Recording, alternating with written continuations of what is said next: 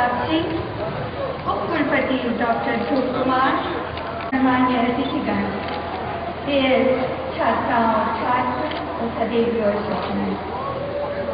बिहार राज्य में उच्च शिक्षा के प्रतिष्ठित संस्थान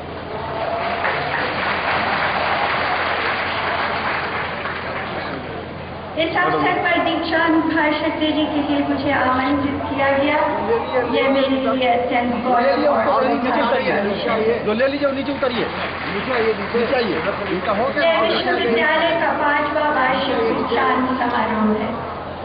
मैं विश्वविद्यालय समुदाय और विशेष रूप से कुछ जिन्होंने मुझे आमंत्रित किया,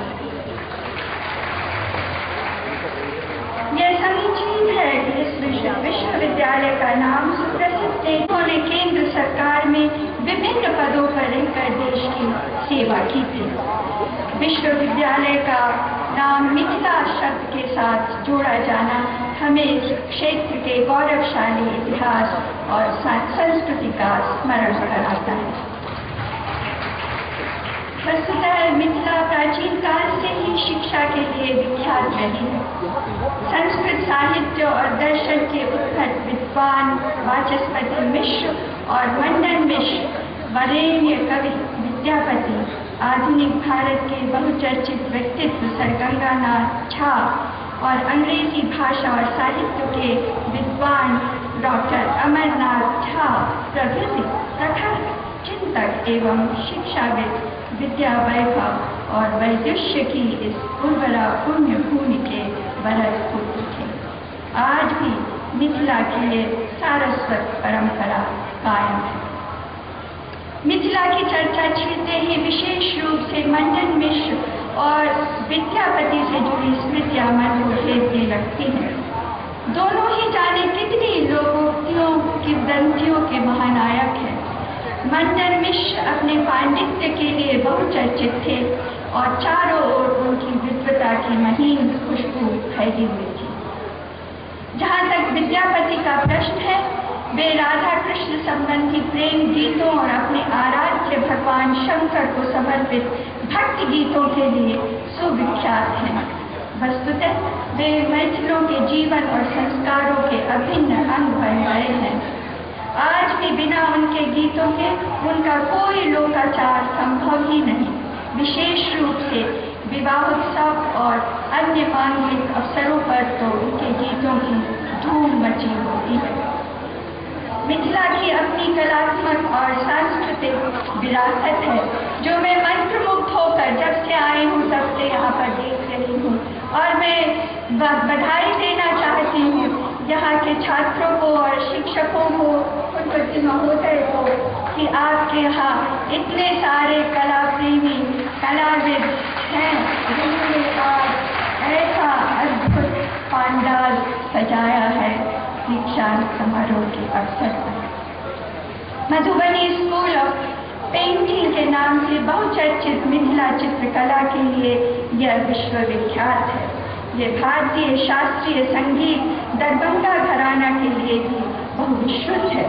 दरभंगा मिथिला प्रदेश का हृदय स्थल है और राज्य में दूसरे सबसे बड़े शैक्षणिक और चिकित्सा केंद्र के रूप में प्रसिद्ध है। मिथिला विश्वविद्यालय इस क्षेत्र के लोगों की परिणाम है, जिसके लिए doctor Amarnath Jha, Pandit Harinath Mishra, doctor R.C. Majumdar, doctor A.S. Altekar, doctor Suniti Kumar Chatterjee जैसे प्रख्यात शिक्षाविद आदि का समर्थन प्राप्त था। फलतः 1972 में इसकी स्थापना हुई, जिसे बाद में ललित नारायण मिथिला विश्वविद्यालय कर दिया गया। देश में कुछ अग्रणी विश्वविद्यालयों की अपेक्षा ये एक नया विश्वविद्यालय है और समय और रणनीतिक आयोजना के साथ मुझे पूरा विश्वास है कि यह विश्वविद्यालय देश में एक उत्कृष्ट संस्थान के रूप में उभरेगा और उभर रहा है, जहां आकर मैंने ये देखा। इस संबंध में मुझे ये जानकर प्रसन्नता हो रही है कि विश्वविद्यालय का उद्देश्य जैव प्रौद्योगिकी और सूचना प्रौद्योगिकी में शिक्षा प्रदान करने वाले एक महिला प्रौद्योगिकी संस्थान, विशेष रूप से सांस्कृतिक धरोहर मिथिला चित्रकला के समुन्नयन की दृष्टि से कला और शिल्प संस्थान, आपदा प्रबंधन संस्थान, ग्रामीण प्रौद्योगिकी संस्थान और एक अपराध विज्ञान संस्थान की स्थापना करने का है। अपने विजन 2011 के अनुस्वरूप मखाना खेती और उसके उत्पादन की बेहतर जानकारी और प्रौद्योगिकी तथा उसके वैश्विक निर्यात के लिए उन्नत प्रसंस्करण प्रणाली विकसित करने के प्रयास भी किए जा रहे हैं, जो सराहनीय है। ज्ञान और कौशल को बढ़ाने के लिए शिक्षा एक मूलभूत आवश्यकता है। इससे हमारी पूरी क्षमता विकसित होती है। मौलिक और प्राथमिक शिक्षा नए अवसर पैदा करती है और बच्चों को एक अच्छी शुरुआत देती है। भारत जैसे विकासशील देश के लिए यह अत्यंत महत्वपूर्ण है कि पूरी निष्ठा के साथ हम बच्चों को शिक्षा के अवसर पैदा करें। हमारी संसद ने शिक्षा के अधिकार को एक मूल अधिकार के रूप में मान्यता देने वाला 86वां संविधान संशोधन अधिनियम पारित किया है। बिना लिंग, जाति और समुदाय के भेदभाव के 14 वर्ष तक की आयु के सभी बच्चों को शिक्षा प्रदान करना अब राज्य का संवैधानिक दायित्व बन गया है। इसे पूर्णतः लागू करने के लिए निःशुल्क और अनिवार्य बाल शिक्षा का अधिकार अधिनियम 2009 अधिनियमित किया गया था। सर्व शिक्षा अभियान प्राथमिक शिक्षा का एक अग्रणी कार्यक्रम है। उच्चतर स्तर पर गुणवत्तापूर्ण शिक्षा प्रदान करना एक ज्ञान संपन्न समाज बनाने की हमारी आकांक्षा से जुड़ा है। हमारी उपलब्धियों को अनुसंधान अवसंरचना की पर्याप्तता और अनुसंधान संस्थाओं के उत्पादों की गुणवत्ता और मात्रा द्वारा मापा जाएगा। शिक्षा उत्पादों में गुणवत्तापूर्ण परिवर्तन लाती है, जिनसे राष्ट्रीय आय में वृद्धि होती है। इस तरह शिक्षा में निवेश से लोगों के लिए लाभदायक रोजगार चुनने का दायरा बढ़ता है और उनकी क्षमता में भी वृद्धि होती है। दूसरे शब्दों में शिक्षा लोगों के हित में व्यापक आर्थिक विकल्प प्रस्तुत करती है। वस्तुतः शिक्षा विशेष रूप से समाज के वंचित और उपेक्षित लोगों के समुन्नयन का एक प्रभावकारी साधन भी है। यह संवेदनशील, समतामूलक और मूल्यपरक समाज के निर्माण का एक संस्थागत तरीका है। भौतिक उपलब्धियां देश को समृद्धशाली बनाती हैं और ये आज की जरूरत भी है, पर शिक्षा का उद्देश्य मात्र भौतिक सिद्धियां नहीं है। मूल्य और नीतिपरक शिक्षा मानव को चरित्रवान और संवेदनशील बनाती है, जो समाज की शक्ति का अनंत स्रोत है और जो चिरस्थायी श्री समृद्धि और शांति में प्रतिफलित होती है। जनता की शिक्षा का लक्ष्य यह भी है कि सामाजिक समावेश हो। समावेशी शिक्षा एक सौहार्दपूर्ण सामाजिक जीवन और आर्थिक विकास के लिए आवश्यक है। स्वस्थ समत्वदर्शी सामाजिक जीवन इस पर निर्भर करता है कि व्यक्ति और समाज के बीच कितना सुव्यवस्थित संबंध है। ऐसी शिक्षा अनुशासन, लगन, सहिष्णुता और संवेदनशीलता के गुणों से निर्मित होती है और एक सुंदर विकसित समाज का आधार स्तंभ है। यह अत्यंत खेदजनक है कि हमारे देश में निरक्षर व्यक्तियों की संख्या विश्व में सर्वाधिक है।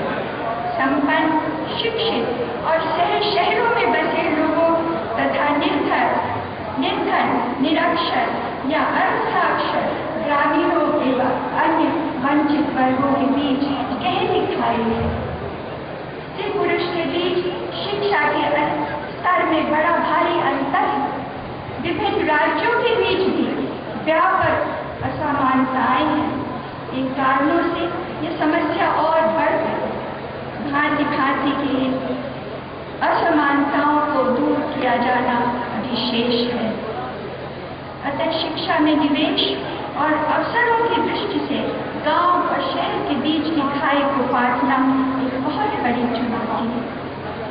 यदि हमें सामाजिक प्रगति के लक्ष्य को प्राप्त करना है तथा आर्थिक क्षमता का दोहन करना है, तो हमें योजना प्रक्रिया में ग्रामीण जनता और उसमें भी वंचितों और निर्बल वर्गों के हितों पर पर्याप्त ध्यान देना होगा। वे हमारी मानवीय ऊर्जा और बौद्धिक संपदा का एक विशाल स्रोत है। शिक्षा में परंपरागत ज्ञान, शैक्षिक जानकारी और व्यावहारिक कुशलताओं को समाहित करके देश की इस अपार क्षमता को राष्ट्रीय संपदा में परिवर्तित किया जाना चाहिए। इससे ग्रामीणों और वंचितों को आजीविका अर्जन में सहायता मिलेगी और उनका जीवन स्तर ऊपर उठेगा। एक निष्पक्ष, समतामूलक और शोषण तथा पक्षपात रहित समाज के लिए शिक्षा में लिंग और जातिगत समानता होनी चाहिए। इसलिए वंचित वर्गों और विशेष रूप से ग्रामीण महिलाओं में शिक्षा के प्रसार पर अधिक बल देना होगा ताकि उन्हें सशक्त और आत्मनिर्भर बनाया जा सके। उल्लेखनीय है कि उत्तर प्रदेश, मध्य प्रदेश, बिहार और झारखंड में उच्च शिक्षा की वर्तमान स्थिति निराशाजनक है। वहाँ इस दिशा में विशेष ध्यान देने की आवश्यकता है। मैं ये महसूस करती हूँ कि एक ऐसा संस्थागत तंत्र होना चाहिए जो ये सुनिश्चित कर सके कि बदलते हुए समय में भी उच्च शिक्षा प्रासंगिक बनी रहे। उच्च शिक्षा को प्रासंगिक और उपयोगी बनाने के उद्देश्य से यह प्रक्रिया जारी रहनी चाहिए। विश्वविद्यालयों को चाहिए कि वे आवधिक समीक्षा अथवा पाठ्यक्रम का पुनर्गठन करने, वार्षिक परीक्षा के स्थान पर सतत आंतरिक मूल्यांकन को अधिक महत्व देने, अध्यापकों के लिए कार्य करने के लिए बेहतर स्थितियां बनाने, अध्यापकों से पाठ्यक्रमों का मूल्यांकन कराने और विश्वविद्यालयों और उच्च शिक्षण संस्थानों को मान्यता प्रदान करने के कार्य में जुटे। छात्रों और अध्यापकों को अधिक सक्रियात्मक होना चाहिए ताकि शिक्षण प्रक्रिया और अधिक प्रेरणादायक और विश्वविद्यालय प्रबंधन और अधिक लोकतांत्रिक बने तथा वह सभी की ओर ध्यान दे। मैं इस अवसर पर उन होनहार छात्रों को अपनी हार्दिक शुभकामनाएं देती हूँ जो कड़े परिश्रम और अनुशासन से अपना अध्ययन पूरा करके आज डिग्री प्राप्त कर रहे हैं। जिन्होंने स्वर्ण पदक प्राप्त किए हैं, मैं उनका अभिनंदन करती हूँ और उन्हें बधाई देती हूँ। और मुझे इस बात की भी खुशी है, मुझे अभी कुलपति महोदय ने बताया कि पदक प्राप्त करने वालों में लड़कियों की संख्या ज़्यादा है। कभी कभी मुझ पर ये आरोप लगता है कि मैं लड़कियों और महिलाओं के साथ पक्षपात करती हूँ। मैं इस आरोप को हमेशा सहर्ष स्वीकार करती रही हूँ और आगे भी करूँगी। इस दीक्षांत समारोह के पश्चात हमारे सभी छात्रों और छात्राओं को अवसर और चुनौतियों भरा एक नया संसार मिलेगा। मैं ये आशा करती हूँ कि वे अपने स्वप्नों को साकार करने के साथ साथ अपने आसपास के वातावरण पर भी एक सकारात्मक परिवर्तन का कारक बनेंगे। मुझे 3 बातें अपने सभी छात्र और छात्राओं से करनी है और आशा करूंगी कि वे आज यहाँ स्वीकार करेंगे मन में, हृदय में, अपनी आत्मा में कि वो इन बातों पर ध्यान रखेंगे, उन पर अमल करेंगे और उन्हें कार्यान्वित करेंगे। शिक्षा समाप्त होने के बाद जो हमारे समाज में होता है वो है कि विवाह होगा और विवाह में हमारे यहाँ पूरे देश में समाज प्रथा की बहुत बड़ी भयंकर कुरीति है। बल्कि मेरा तो ये मानना है कि बच्चों और महिलाओं की जो दुर्दशा हमारे समाज में हो रही है उसके मूल में दहेज प्रथा है। चाहे वो कन्या भ्रूण हत्या हो या और घरेलू हिंसा हो, सबके मूल में दहेज प्रथा है। मैं चाहूँगी कि यहाँ से जो बच्चे स्वर्ण पदक पा करके और डिग्री पा करके बाहर दुनिया में अब जा रहे हैं, वो ये संकल्प ले मन में और उस पर अटल रहें कि ना वो दहेज लेंगे, कभी भी दहेज नहीं लेंगे और ना वो दहेज देंगे। इन दोनों की बातों से वो हमेशा हमें एक उदाहरण के रूप में मैं आज यहाँ आई हूँ और आगे चल करके मैं सबको ये बता सकूँ बड़े गौरव के साथ एक उदाहरण के रूप में कि हाँ, मिथिलांचल में मिथिला ललित नारायण मिश्र मिथिला विश्वविद्यालय है, जहाँ के छात्र और छात्रा ने दहेज प्रथा का पूरी तरह से बहिष्कार किया है और वो हमारे लिए, पूरे देश के लिए, समाज के लिए उदाहरण बने। मैं ऐसा चाहती हूँ। और दूसरा मेरे मन में ये बात है, आप करते भी रहे हैं, आप सब बहुत संस्कारवान हैं। मैंने बच्चों को अभी देखा तो ये मुझे निश्चित तौर से एक अनुभव हुआ है कि बहुत संस्कार है आप में, आदर सम्मान करते हैं आप बड़ों का। फिर भी मैं चाहूँगी कि आप यहाँ से संकल्प लेकर के जाएं जीवन पर्यंत। आपके जो माता पिता हैं, आपके घर में जो आपके बड़े हैं, बुजुर्ग हैं, उनका बहुत आदर सम्मान करेंगे, उनकी सेवा करेंगे।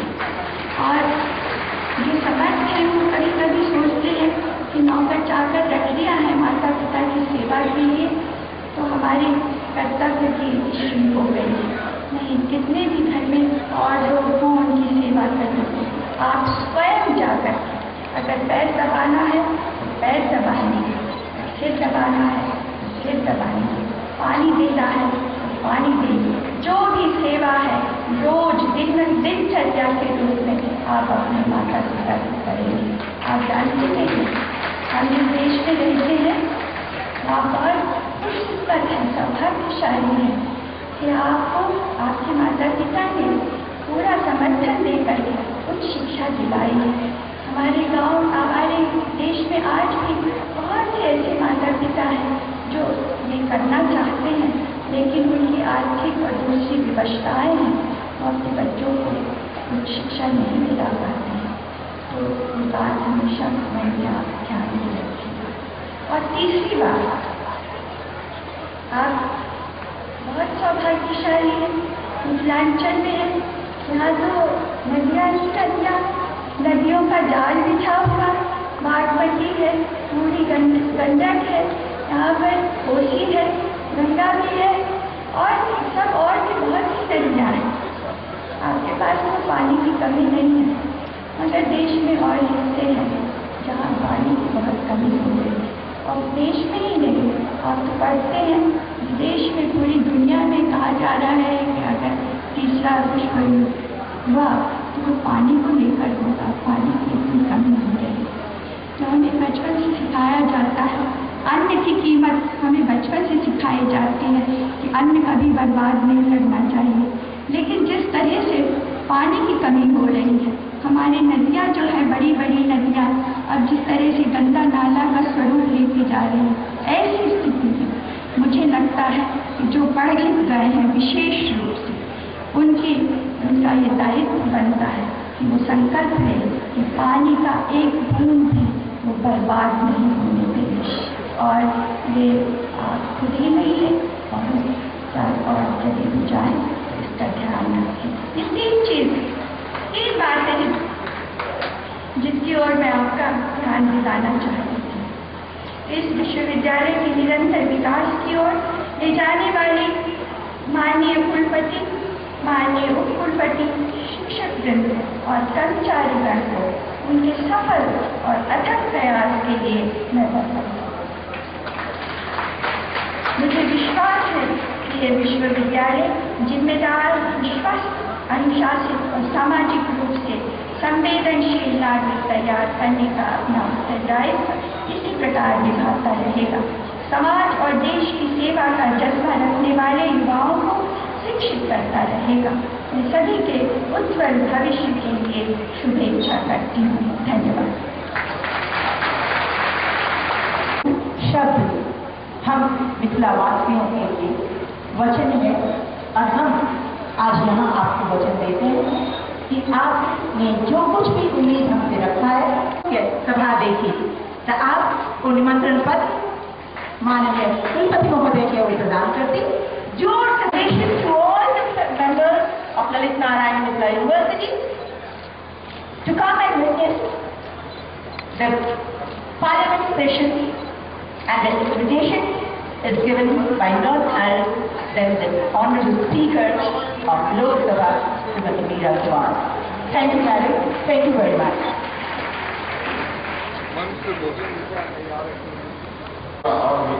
इस साइड हो जाओ, राइट साइड।